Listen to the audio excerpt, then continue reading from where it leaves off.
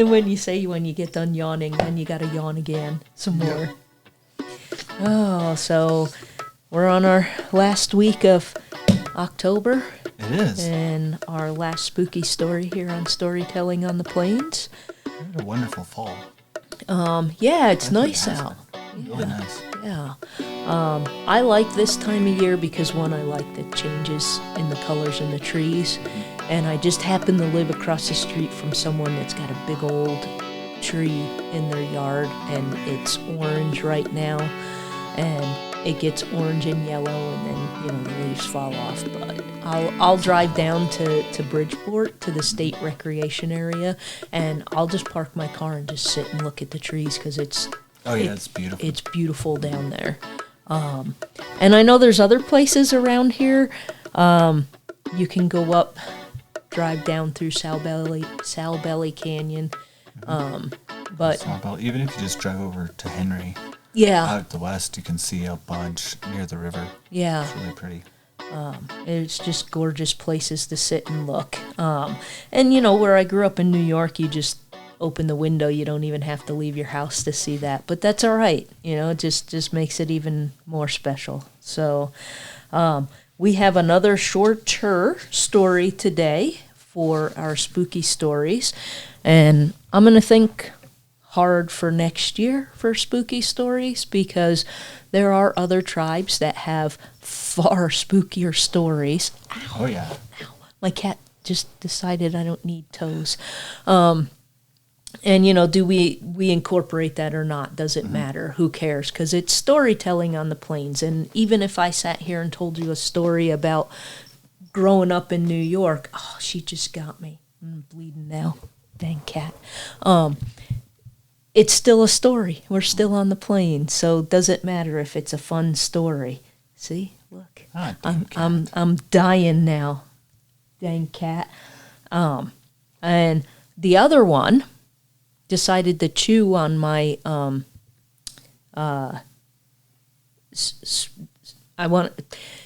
its proper name is a Switch, but it's not Nintendo Switch. When you have a computer and you're plugging 4 computers near each other into an Ethernet port, but you only got one cord, so you plug the main one in and then the other 3. Gotcha. So you can have 3 computers close to each other via a switch. And you can have a 2-port switch all the way up to, I think, like a 50-port switch.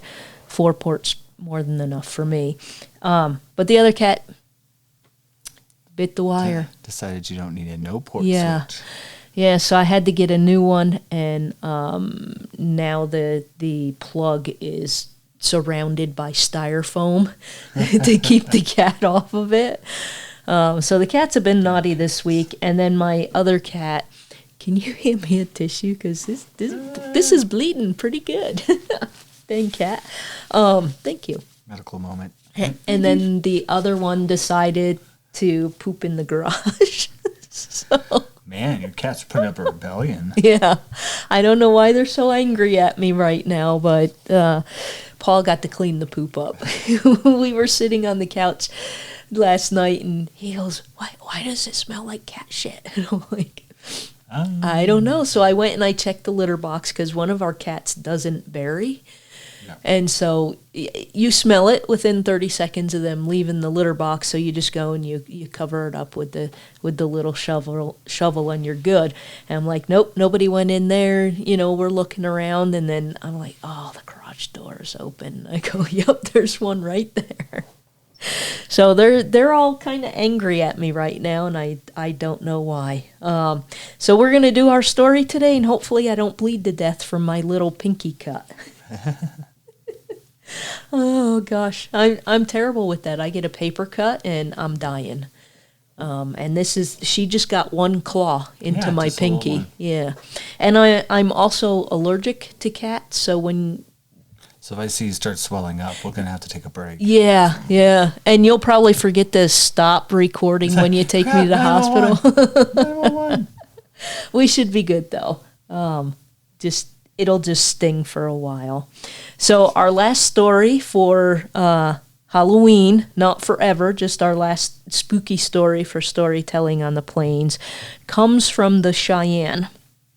And I think it's from the northern Cheyenne, but it was old enough that the story's old enough that I think it was before there was that split between the northern Cheyenne and the southern Cheyenne. So I'm just going with Cheyenne. And the story I found, it's called The Little Girl and the Ghost, and I found it on a website called worldhistory.org. And before I begin, I want to mention the word contrary. This is a position which, like the word indicates, is a person who dresses and behaves in a manner contrary to their social norms. It means it is meant as a way to provide another person a better understanding of their own behavior. I didn't get a chance to review this one, and I wrote it 5 weeks ago when we started here, so reading is hard today. And I just wanted to mention that so that when you hear about it in the story, it makes more sense to you. And I'm going to read the entire story, which was written by Cheyenne campfires in 1926 by George Bird Grinnell, and it was republished in 1971 by the University of Nebraska Press. So get ready for our last scary story. There was once a camp, and in one of the lodges, a little girl sat crying. She was angry about something.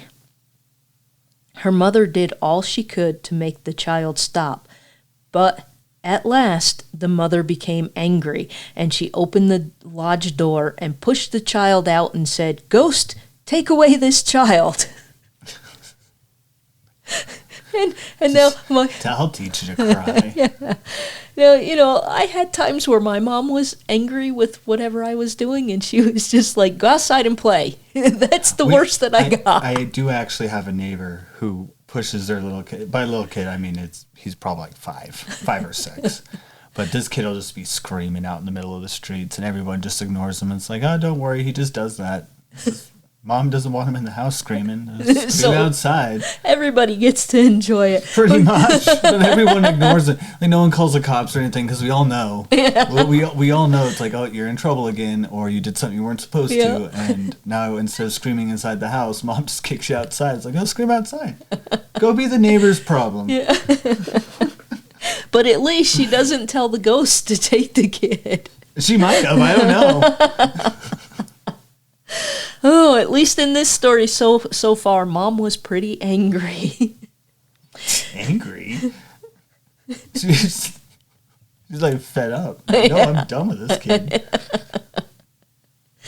So a ghost must have been standing somewhere close by the door, for when the mother put the child out, something picked her up.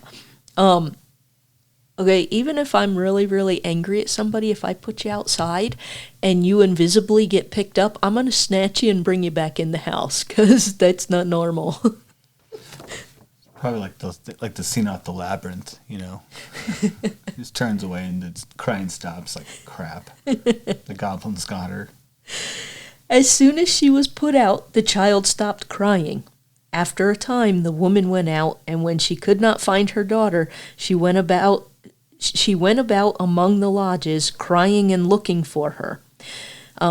This is one thing that they teach you in modern times when you write. Don't use she and her over and over in the sentence, because you get confused which is the she and which is the her, because it's the mom and the daughter, and they're both female, so it gets a little confusing. And that's what I'm stumbling on now, because as I'm reading, I'm trying to keep it clear.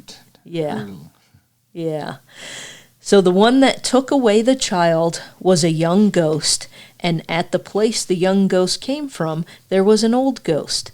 The young one brought the child to the old one and said, "Here is your food." So ghosts like, eat her. Yeah, eat her. There you go.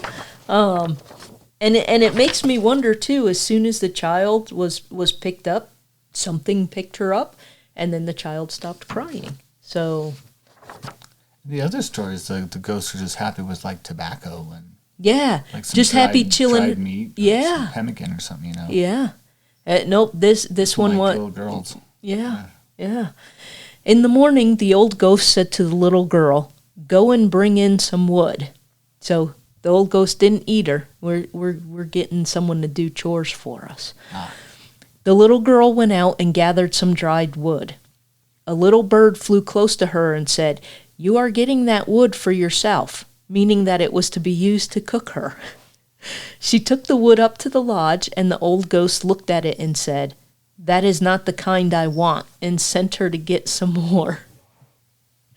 Again, the little bird said to her, "You are getting that wood for yourself."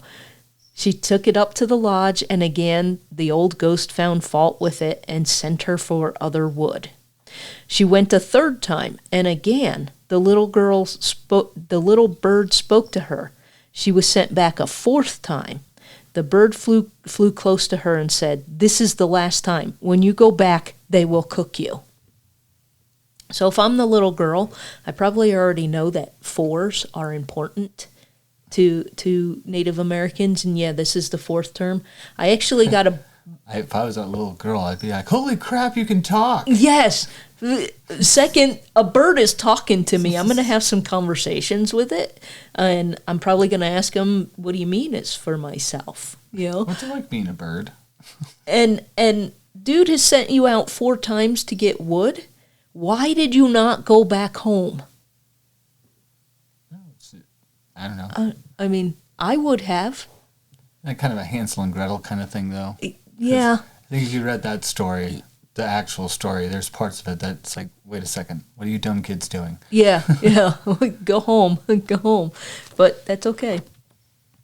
The little girl's going back.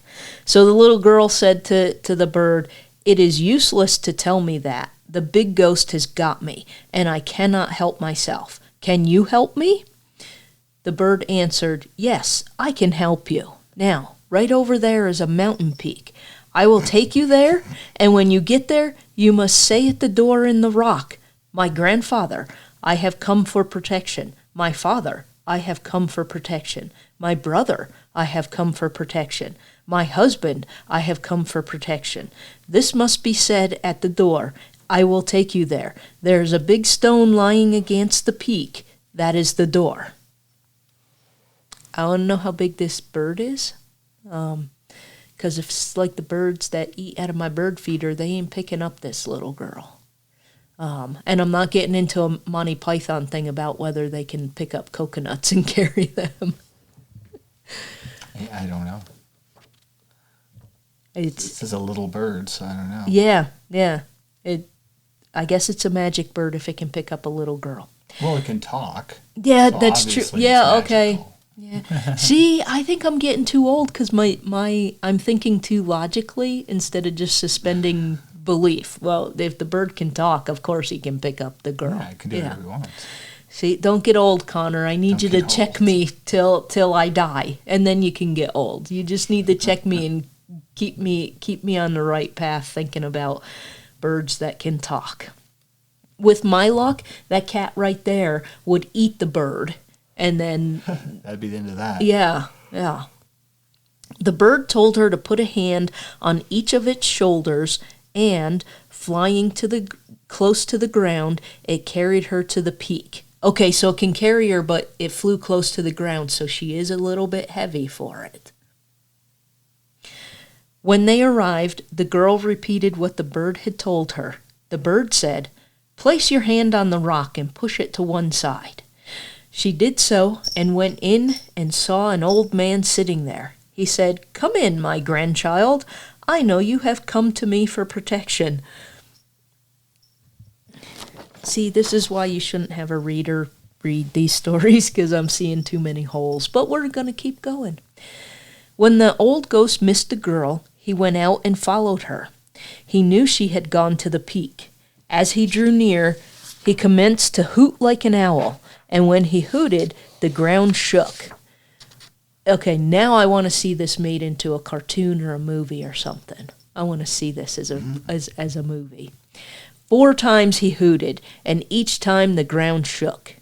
When the child heard the ghost, she was afraid and ran around inside the lodge, trying to hide. But her grandfather told her to keep quiet and not to be afraid.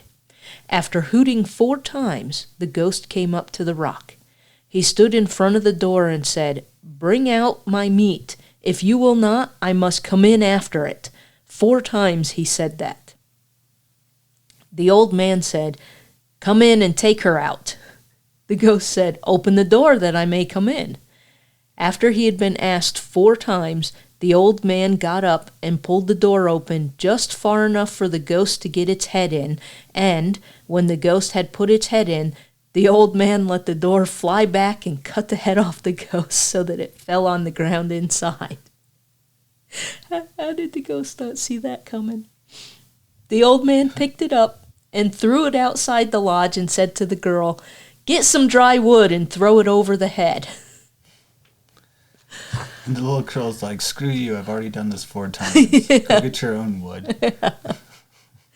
But no, the little girl did listen. After she had made a pile over it, the old man set it on fire. Then he threw the ghost's body into the fire and handed a girl a stick and said, "Now, if anything rolls out, do not touch it with your hand, but push it back into the fire with this stick." After he had lighted the fire, the head and body cracked open, and pieces of flint and old-time beads rolled out.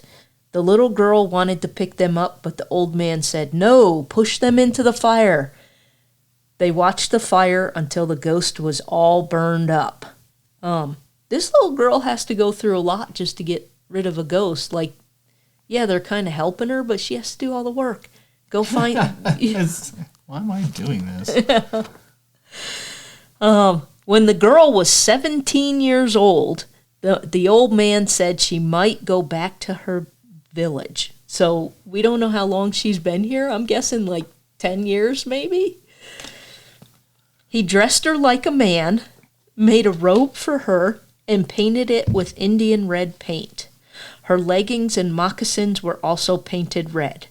He made her a thunderbow and put buffalo bull tails on the heels of her moccasins. Then he tied the skin of a prairie owl on her forehead, so she was dressed like a contrary. So that's what we meant at the beginning there. She's a woman and she's dressed like a man and really, really, really looks like a man. When she was ready to start, the old man gave her a live mink and told her to put it inside her dress on her breast. Okay. Ouch. Yeah. It's a nice mink.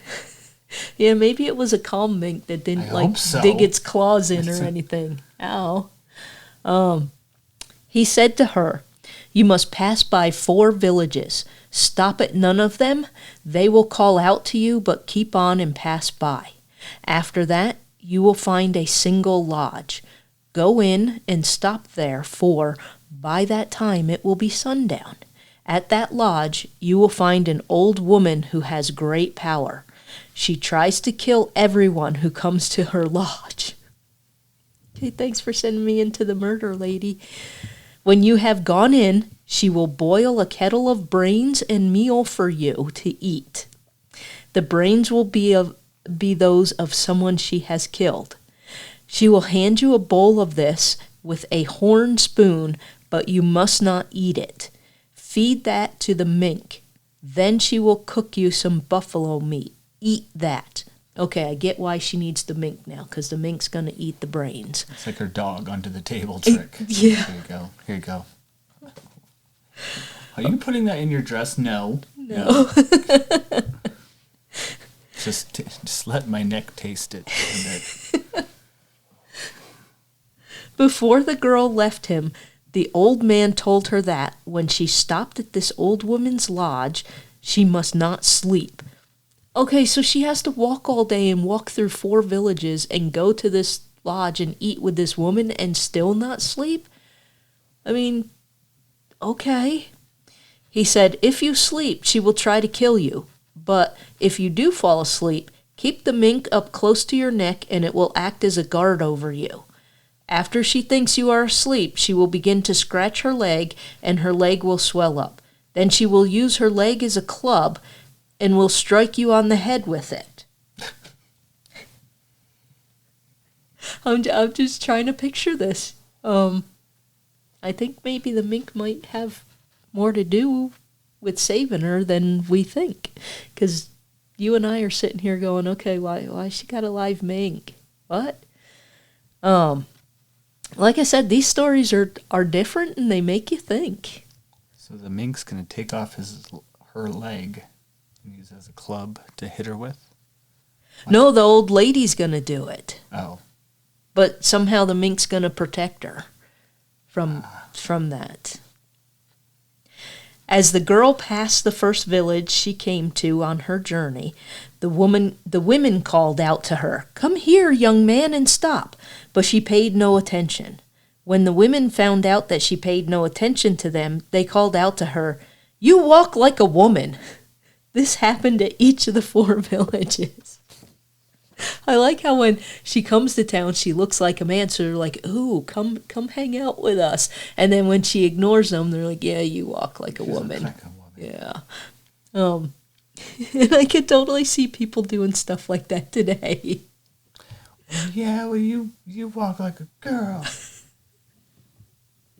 Just at sundown, she got to the top of the hill and down in the valley saw a lone lodge. The old woman came out and said, "Come down, my grandchild," and took her by the hand and brought her into the lodge. I, for one, am very thankful my grandma never called me grandchild. She called me by my name.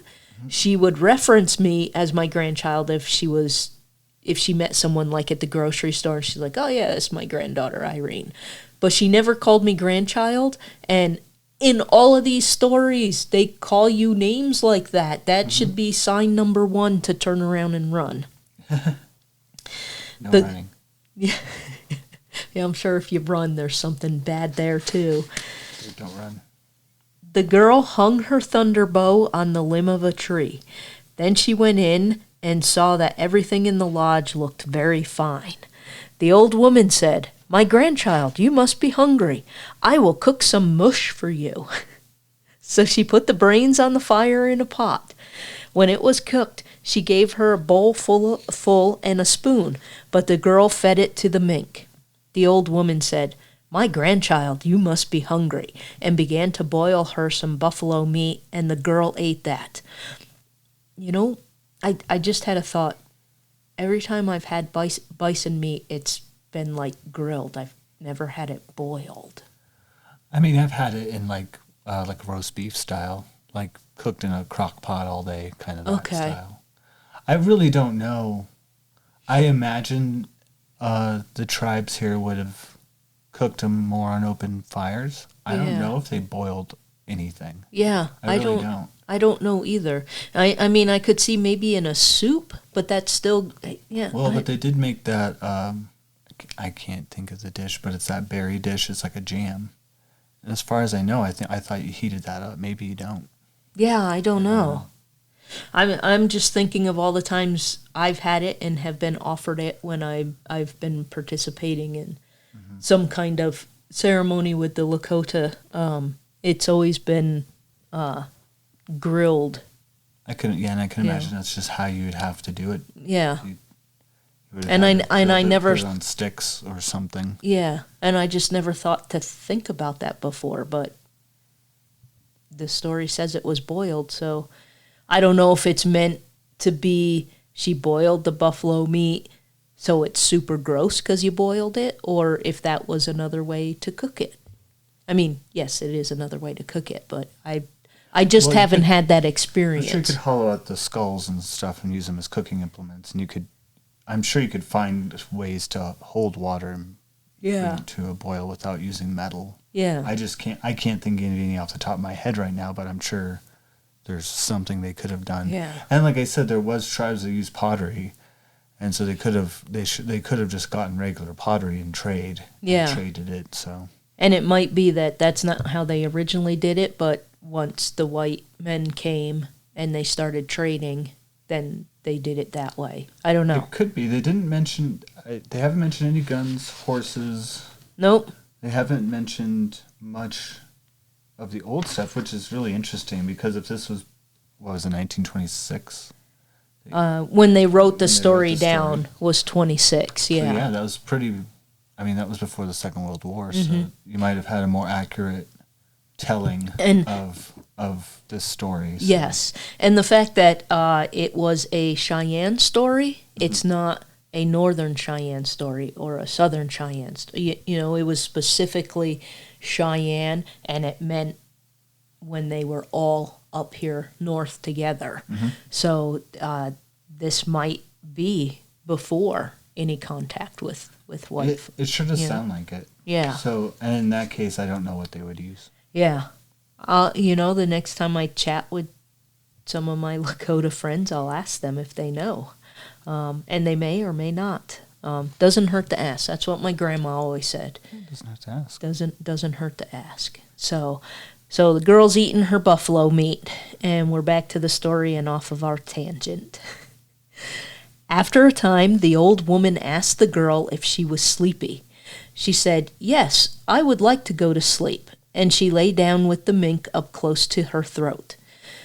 You know, normally, I'm not letting a mink chill out around my throat. That's a very lie. Nice mink. Yeah. They're soft. Yeah. So this has got to be but again, we're in magical storyland where ghosts exist, so it's a good mink. He's going to take care of her. It's a good mink.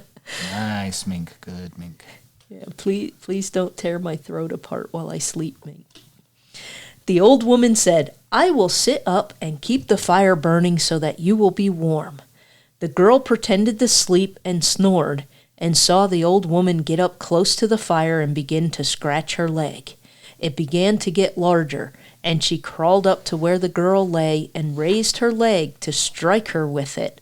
But just as she held it over her head, the girl pushed the mink out. It caught hold of the woman's leg and tore off a piece of flesh. The old woman cried out, "You have killed me!" and fell over. We are thinking of the same mink when you say mink, right? Like this adorable little fox, like little animal. Yes. Not very big. No. I mean, yeah, it could take flesh off. I wouldn't doubt, but I don't think that's a little dramatic. Yeah. You killed me. Then she began to cry and said, "You have strong spiritual power." If a little mink, can, you know. How strong picture. And a nice mink. Yeah. Train this mink. The girl jumped up and went out, and as she did so, picked up a burning brand and set the lodge on fire. She took up her thunder bow and started off in the direction of the camp. Okay, I really hope she got her mink with her, because her mink just saved her life. I hope the mink ain't burning in that lodge. We assume the mink. Yeah, the mink's fast, so he probably got out. See, this is what happens when you get old. You just start going, wait, what happened to the cute little mink? You know? Actually, if I read this story to my grandnephew, my great-nephew, who's 6 years old, he would probably do the same thing to me, and then I would have to make up bits to the story because I don't know. Yes, the mink made it out, dude. Oh, no, not my folks. They'd be kind of people that's like every character in Bambi eventually dies, kids. It's called life. How long do you think a little bunny lives for anyway? Not to mention that stupid skunk. He's going to get ran over. And would you believe it if I told you I have never seen Bambi? It's really funny because I didn't really pay attention to the plot a lot as when I was young, because it really is one of those put you to sleep movies. It has a very, very long, beautiful score, and big part of that movie is just like scenes of forests, scenes of like rivers, birds. It's so relaxing that when we were kids, I fell asleep before any of the horrible stuff happened. So when I finally got older, saw the whole thing, it's like, oh my God. But that wasn't the sad. The sadder movie was Land Before Time, the original one. that was way sadder because, you know, you had like Littlefoot's mom dies like right at the beginning and you're just like bawling because he's all by himself. And yeah. So yeah, that was my horrible movie, but I didn't have to worry about like killing dinosaurs. So Okay. And I have never seen that either. I didn't see any Disney movies growing up. Land Before Time was Disney?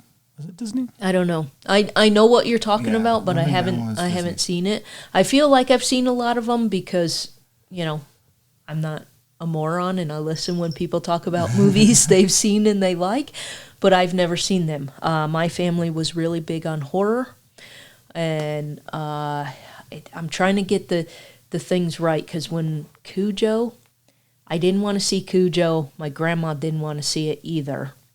And I think that's the one my grandma and I went to see Trading Places with. And when you're like 12 or 13, you kind of, you know, you're like, oh my God, I hope Graham doesn't realize Jamie Lee Curtis is a hooker, you know. She did. Come on, man. She knew. Yeah, you guys' 80s films are out of this world. Yeah. I was watching some of the B-rated ones, and it's just so raunchy. Like, yeah. What was up with you guys back then? And most of those movies from the 80s you could not remake today. No, not like that. Yeah. Because every single one had a pair of boobies. Yes. Like, they had to, if they didn't appear, it wasn't a good horror film. Yeah. Like, you had to have a naked girl. Yep. You had to have, like, a weird slasher, stupid kind of thing happen to this naked girl. It's just, every single one. I don't know what's up with you guys. And my mom and my aunt and my sister went to see Silkwood, and my grandma and I didn't want to see it. I can't remember off the top of my head the movie we went to see. And I might be getting Trading Places. One of them was with Trading Places, and one of them was a different movie. But we didn't want to see those. I'm like, you know, Mom already read Cujo, and she told me what happened. I don't want to go see that Cujo movie. That would have been a sad one. Yeah. So I didn't watch that till like my college years. So those are the kind of movies my mom liked, and you know, she just thought Disney movies were silly, and so we never got to see them. The first Disney movie I ever saw was Aladdin, and I saw it in the Netherlands. I didn't see it in America. See, you know, we did a lot of Don Bluth films, which is kind of the one that was always competing in the 90s for... Don Bluth worked for Disney for a while. He did, like, the original The Rescuers. Okay. But then he branched off, and that he did, like, Fievel Goes West. Okay, yeah, I remember Fievel, yeah. All Dogs Go to Heaven. The Tale of Nymph, and all those really weird animated ones he worked on. And we really got into those because they were cheaper. Okay. Because he always sold them cheaper than the Disney movies. So we'd get Don Bluth's films for most of the year, and then every now and then we'd get like a Disney film for like Easter or Christmas.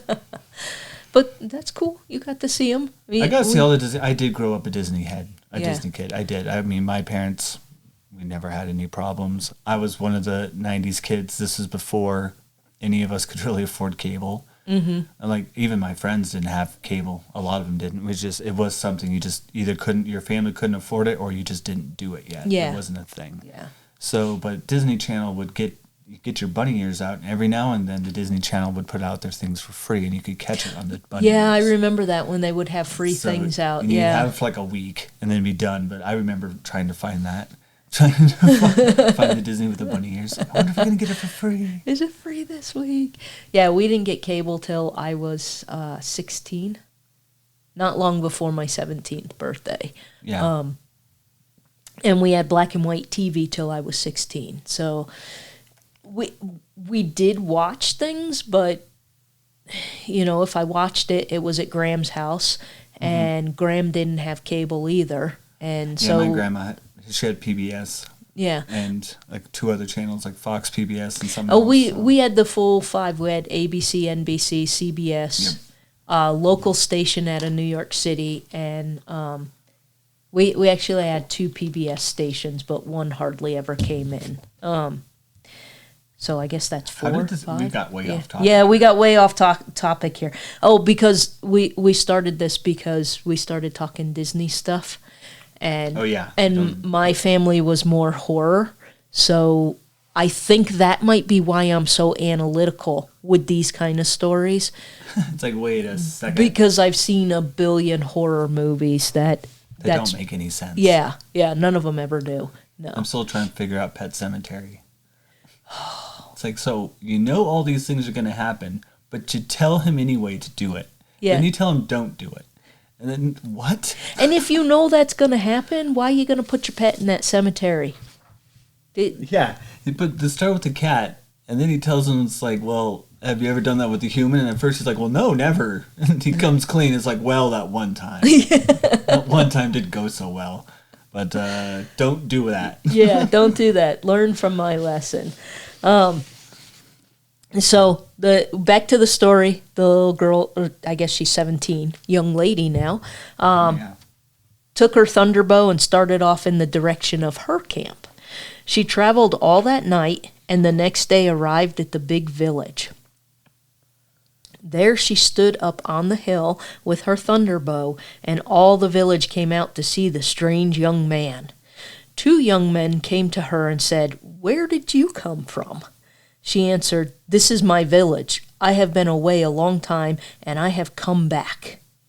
So they took her to the center of the camp and called an old man to announce that a young man who belonged to the village had arrived. The old man called it through the village, and everyone came up to look at her. No one knew who she was. Finally, they asked her who her family was. She hung her head down, for it made her ashamed to remember that her mother had put her out of her lodge. She said she was the girl thrown out of her lodge by her mother and was carried off by the ghost. Then they all recognized her, and her people took her to their lodge. The end, literally. Oh, you're that girl. Okay. Yeah. Okay. Welcome back. Are you gonna scream now? Now that you're back at the lodge, you're 17. You done screaming? Stop crying. Hope you learned your lesson. So I mean, they're like spooky stories because there's ghosts and there is some weird crap that goes on, but they're not spooky like our spooky stories. Yeah. Well, and like I said, I think we've successfully demonstrated just a bit ago that ours are just as dumb. Yeah. They're spooky to us because there may be more cultural relevance to it, but otherwise, from an outsider's point of view, I'm sure half of our horror films are just so stupid and they don't make any sense. And I would agree with them. Yeah. And I have to admit, I haven't watched horror movies in a good long while because they came out with like Saw, the first Saw movie. Yeah. And my nephew got into gore, fast humor, and it's just. And I hadn't been to see it, and I was debating, do I really want to go see it? And my nephew went to see it because my nephew and I we love horror movies. Mm-hmm. And I was talking to him on the phone, and he goes, yeah, I went and got my money back. And I'm like, what? He goes, yeah, I was about halfway through the movie, and I went back and made them give me my money back. And then he told me about the movie, and I was grateful that I didn't go and waste my money, because that was kind of like the crossing point where it went to gore. Stuff. Yeah, gore. Well, and unfortunately for Saw, they, you guys, your generation had one better. It's called Cubed. You ever watch that one? Oh, Cube, yes. Cube. Oh, that was basically Saw, but it was way, way better. The whole aspect of it was better. The whole ending of it was creepy. Yes. And so yeah. Yeah, Cube was really good. I remember. It was good. Yeah. I remember and you had to figure it out, and that's kind of what Saw tried to do. It's like, oh well, it's like a torture game kind of thing. Yeah. Where you got to go into this room and stuff's gonna happen to you, and you have to figure it out. But it's not. I think Cube was way better. Cube was way more psychological as well. Better thought out. And just watching the different ways a human will react to, we need to get out of this room, and they get out of the room and somebody doesn't, and how people react to that. But it's like, you don't really have time to react to the fact that the dude just had his whole body sliced into little tiny bits, because you only have like 2 minutes in this room, and you all got to figure out how to get out before something else happens to you. So much of a better movie than all the Saw series. That one movie's better. And far older. Yeah. But still holds up. And then the horror movies went down the gore for the sake of gore, and I don't like that kind of horror. And so I probably haven't seen a horror movie in the last 10 to 15 years, if not longer. I rewatched, because Jason likes watching this time of year. I like watching scary movies. Sometimes I can put up with them. And we tried, I rewatched Silent Hill. Oh, yeah. I love the concept of it. I love the whole tornado siren and then everything gets creepy. Kind of like that. The gore, I even remember then that's kind of when the gore started getting too much, because the gore, there's some scenes where it's just like, that's a little unnecessary to show. Like, you don't have to show that, but... And Paul played all of the Silent Hill games, and I remember when the first one came out, I'm just like, dude, and the games were scary. Oh, the games were scary. There were times did freak you out. He's playing the game, and because you shift into the horror part of. Yep. It's not normal Silent Hill anymore. It's the horror creepy bit. Part, yep. And it got to a point where I was able to detect, because I'm not playing the game. Paul, of course, knew because he's playing the game. And I was able to detect when it shifted. And I was like, yeah, I got to go do something else. Because that game was scary. It was scary. And it's hard to get me scared in things like that. And I was like, holy crap. So the movie wasn't as scary, but there was still because it's a hard concept to put into a movie if you're not already familiar with the games. And the same with Resident Evil. I thought they failed with those movies. Yeah, those movies didn't make any sense compared to the games. Yeah, and it sucks because you got Mila Jovovich as the hero of the movie, and you got Michelle Rodriguez, who's always the badass that somehow dies in whatever she's in, and I absolutely love that about her, because I know if I watch a movie with her, she's gonna die in an awesome way. And they just, compared to the games, because Paul played the games as well, I'm like, yeah, they just... Oh, I remember when I was a kid, because, that goes way back to the original PlayStation. Mm-hmm. And I remember playing it, I think it was like 1 or maybe 2, and you had that stupid alligator in the sewer. I'd come up and pop out of random and come and chase you, and I hated that. Like, where did that come from? Because, of course, me and my friends, we'd play it with the lights off and everything. Oh, of course. It's like, damn it. Every time. So go ahead. I was saying, now you play it and the graphics are so awful. It's like, why was I scared of that? It's like you can barely tell it's an alligator. You just got to remember that's top of the line. I always said that if I had ever had kids and they wanted to play video games, they're going all the way back. I'm going to find me a Pong game so they can start at the beginning and appreciate the graphics we have today. But that didn't happen, and instead I get to sit in the living room listening to Paul curse when he can't get past a certain point. I'll give it to the kids nowadays. The old gen pixel games are coming back. Oh, good. They're making a good comeback. Good. So yeah, some of them were really decent. So anyway, folks, that's our spooky stories for this year. Happy Halloween. Please feel free, if you think of something in March that you know of that's spooky for next year, let us know, because then in my spare time I can have everything ready once October hits next year. And we didn't do a lot of scrambling, but if you are listening to these in order live in 2025, the next 2 episodes we already had recorded when we realized they were going to go into March, so we pushed them into November so that we could keep all our spooky stories in October this year. So just keep that in mind when you're listening and we go on our usual rabbit trails that, they were recorded toward the end of September. There's still good stories. Come back and listen to them. And for this year, for our spooky stories, that's it. But come back next week, listen to those 2 episodes, and then we're going to keep on going with more stories about living out here on the High Plains, the Great Plains. Yeah, I like the Great Plains. Yeah, I like the Great American Desert. Some president said that. Yeah. There's nothing worth anything out there. So there you go, Connor. We're worthless. There's nothing worth anything out here. So just come back next week and listen to another fun story. For now, I'm Irene. And I'm Connor. And this is Storytelling on the Plains.